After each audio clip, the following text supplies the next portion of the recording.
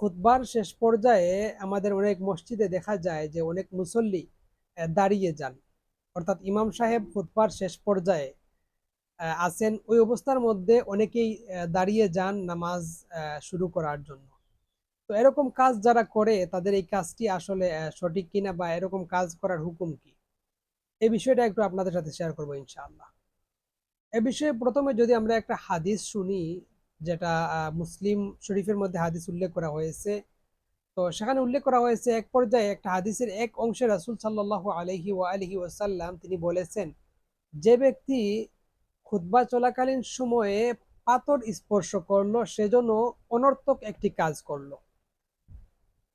এই হাদিসের ব্যাখ্যা ইমাম নববী রাহিমাহুল্লাহ তিনি শারহুন নববী কিতাবের 5 নম্বর খণ্ডের 147 নং পৃষ্ঠার মধ্যে উল্লেখ করা হয়েছে যে ইমাম নববী রাহিমাহুল্লাহ তিনি বলেছেন, এই হাদিস থেকে এ বিষয়ে নিষেধ হচ্ছে এরকম পাথর স্পর্শ সহ এমন সব এরকম অনর্থক কাজ করা, এগুলো সব নিষেধ। মানে পাথর স্পর্শ করা সহ এরকম আরো যত অনর্থক কাজ আছে খুতবা চলাকালীন সময় এগুলো এই কাজগুলো করা হচ্ছে নিষেধ।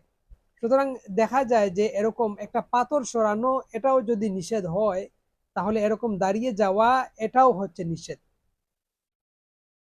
এই গেল হাদিসের ব্যাখ্যা, যেটা ইমাম নববী রাহিমাহুল্লাহ তিনি উল্লেখ করেছেন।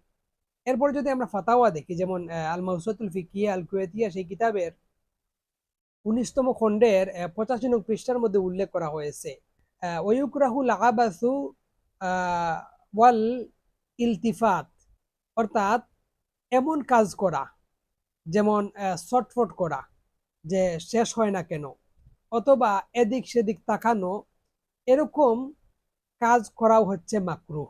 তো যদি এদিক সেদিক তাকানো এটা মাকরুহ হয়, তাহলে দাঁড়িয়ে যাওয়া এটাও মাকরুহ, যেহেতু এটা ওইরকম অনর্থক একটি কাজ। সুতরাং এখান থেকেও দেখা যায় যে হানাফি মাযহাব মতে এরকম কাজ করা হচ্ছে মাকরুহ। তো এরপর যদি আমরা আরেকটি কিতাব দেখি, যেটা আমাদের হানাফি মাযহাবের একটি নির্ভরযোগ্য কিতাব, ফতোয়ায়ে শামী। তো সেই ফতোয়ায়ে শামীর মধ্যে উল্লেখ করা হয়েছে যে বাল ইয়াজিবু আলাইহি আইয়াস্তামিয়া, অর্থাৎ খুতবা শোনা হচ্ছে ওয়াজিব, এবং আন্নাহু ইউকরাহুল ইস্তিগালু বিমা ইউফাউবিতু সামা ওয়া ইন লাম ইয়াকুন কালামান। এখানে বলা হয়েছে যে খুতবা শোনা হচ্ছে ওয়াজিব, আর এমন কাজ করা যেই কাজ করলে খুতবা শুনতে অসুবিধা হয়, এমন কাজে ব্যস্ত হওয়া, এরকম কাজ হচ্ছে মাকরুহ। ওয়া ইন লাম ইয়াকুন কালামান, যদিও সেটা কথা বলা না হয়। তার মানে এখান থেকে দেখা গেল যে মাকরুহ হচ্ছে এমন কাজে ব্যস্ত হওয়া যেই কাজ করলে খুতবা শোনা শুনতে সমস্যা হয়, যদিও সেটা কথা ছাড়া অন্য কোনো কাজ হয়। সুতরাং এখান থেকেও দেখা যায় যে যদি এমন কাজ করা যেই কাজ করলে খুতবা শুনতে অসুবিধা হয়, এইরকম কাজ করা মাকরু। আর এভাবে দাঁড়ানোটাও মাকরু হবে, কারণ এই দাঁড়ানোর কারণে অনেক সময় এই খুতবা শোনাটা খুতবা শুনতে অসুবিধা হয়, এবং সেটা কথার মতোও নয়। যেমন এখানে বলা হয়েছে যদিও সেটা কথা না হয়, সেটা তো কথা নয়, অনেকে দাঁড়িয়ে যায়, তো এরকম কাজ হচ্ছে মাকরু।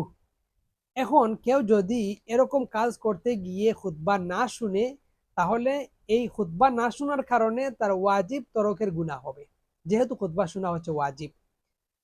আর খুতবা যদি কেউ না শুনে তাহলে ওয়াজিব তরকের গুনাহ হবে, আর যদি কেউ এমনিতেই খুতবা শুনে ঠিক কিন্তু দাঁড়িয়ে যায়, তাহলে সেটা মাকরু হবে।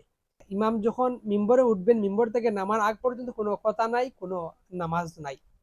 এই হিসেবে নামার আগ পর্যন্ত কেউ মিম্বর থেকে নামার আগ পর্যন্ত কেউ দাঁড়াতে পারবে না। কেউ যদি দাঁড়িয়েও যায় তাহলে সেটা মাকরু হবে, আর যদি কেউ দাঁড়ানোর কারণে খুতবা না শুনে তাহলে ওয়াজিব তরকের গুনাহ হবে।